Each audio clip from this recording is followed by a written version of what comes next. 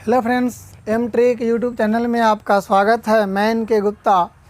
दोस्तों, आज के वीडियो में हम लोग पढ़ेंगे न्यूटन के गति के बारे में। तो आइए पहले न्यूटन के गति के बारे में पढ़ने से पहले न्यूटन के बारे में कोई जानकारी ले। तो न्यूटन का जन्म 25 दिसंबर 1642 ईस्वी को एक गरीब परिवार में लंदन में हुआ था। इनका पूरा नाम सर आइजैक न्यूटन था। इनके पिता के नाम पर ही इनका नाम पड़ा। इनके जन्म से 3 महीना पहले ही इनके पिता का निधन हो गया। इनके जन्म से 3 साल की बाद इनकी माता दूसरी शादी कर ली और इन्हें दादा दादी के पास छोड़ दिया।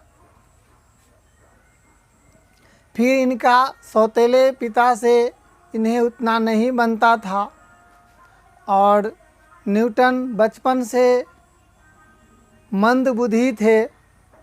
कुछ दिनों बाद फिर इनका सौतेले पिता का भी निधन हो गया। तो फिर इनकी माता इनके दादा दादी के पास चली आई। तो आइए दोस्तों, अब हम लोग न्यूटन के गति के नियम के बारे में चर्चा करते हैं। तो भौतिकी के पिता न्यूटन ने सन 1687 ईस्वी में अपनी पुस्तक प्रिंसिपिया में गति के नियम को प्रतिपादित किया। 1787 में प्रिंसिपिया में गति के 3 नियम को प्रतिपादित किया। में अब हम लोग पहला नियम को देखते हैं कि यदि कोई वस्तु विराम की अवस्था में है तो वह विराम के ही अवस्था में रहेगी, या समान चाल से सीधी रेखा में चल रही है तो चलती ही रहेगी जब तक कि उस पर कोई बाह्य बल लगाकर उसकी अवस्था में परिवर्तन न लाया जाए। अवस्था में परिवर्तन न लाया जाए। इस प्रकार से अंडरलाइन कर लेंगे ताकि आपको पढ़ने में आसानी हो। इस नियम से बल की परिभाषा भी मिलती है और इस नियम को गैलीलियो का नियम या जड़त्व का नियम भी कहते हैं, न्यूटन के प्रथम गति नियम को। आइए अब पढ़ते हैं जड़त्व के बारे में। जड़त्व क्या है? तो जड़त्व खड़ी गाड़ी को अचानक चलने पर यात्री को पीछे झुकना, यात्री को पीछे झुकना, यह जड़त्व का नियम बताता है। हम लोग बल के बारे में पढ़ते हैं। तो बल वह बाह्य कारक है जो किसी वस्तु की प्रारंभिक अवस्था में परिवर्तन करता है या करने की कोशिश करता है। बल एक सदिश राशि है, इसका मात्रक न्यूटन होता है। अब पढ़ेंगे संवेग के बारे में। संवेग बराबर दोस्तों होता है वेग गुने द्रव्यमान, अर्थात कि वेग और द्रव्यमान के गुणनफल को हम लोग संवेग कहते हैं। संवेग यह भी सदिश राशि है, इसका SI मात्रक kg मीटर प्रति सेकंड होता है। तो अब हम लोग न्यूटन का दूसरा नियम के बारे में पढ़ेंगे। तो न्यूटन के गति के दूसरे नियम में वस्तु के संवेग में परिवर्तन की दर उस वस्तु पर आरोपित बल के समानुपाती होता है। यह न्यूटन का दूसरा नियम बतलाता है। यानी F बराबर ma। इस नियम से बल का व्यंजक मिलता है। न्यूटन के दूसरे नियम से बल का व्यंजक मिलता है, और न्यूटन का जो प्रथम नियम है वह दूसरे नियम का ही अंग है। अब अगला देखते हैं न्यूटन के गति का तीसरा नियम। प्रत्येक क्रिया के बराबर एवं परंतु विपरीत दिशा में प्रतिक्रिया होती है।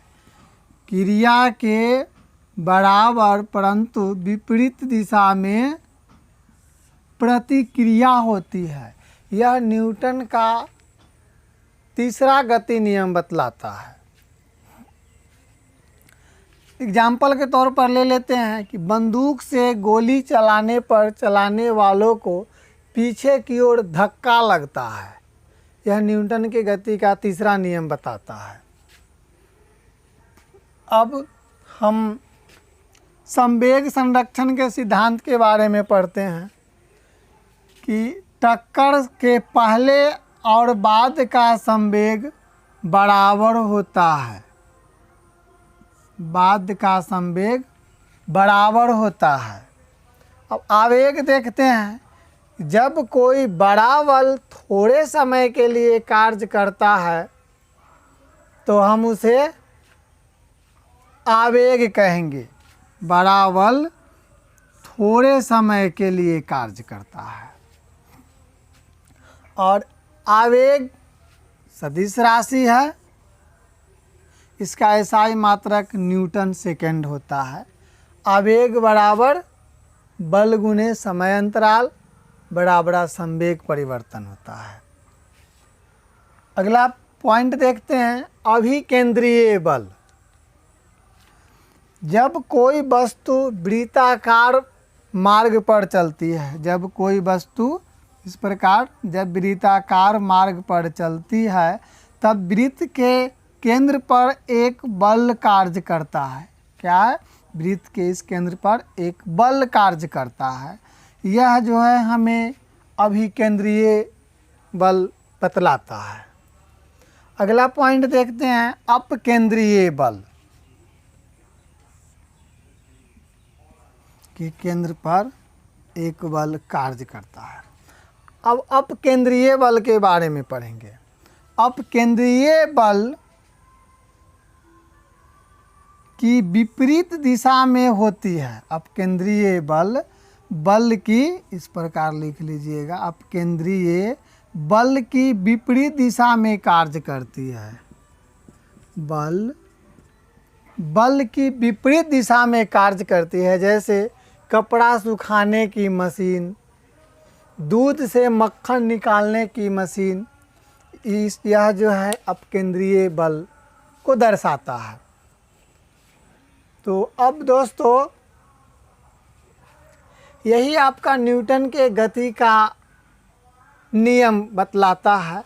और यह जो है बेसिक पॉइंट 10th और कॉम्पिटिटिव के लिए इससे बहुत पॉइंट बनते हैं। इससे बहुत सारे ऑब्जेक्टिव भी बनते हैं और कुछ लॉन्ग क्वेश्चन भी बनते हैं। तो दोस्तों इसका आप स्क्रीनशॉट भी ले सकते हैं।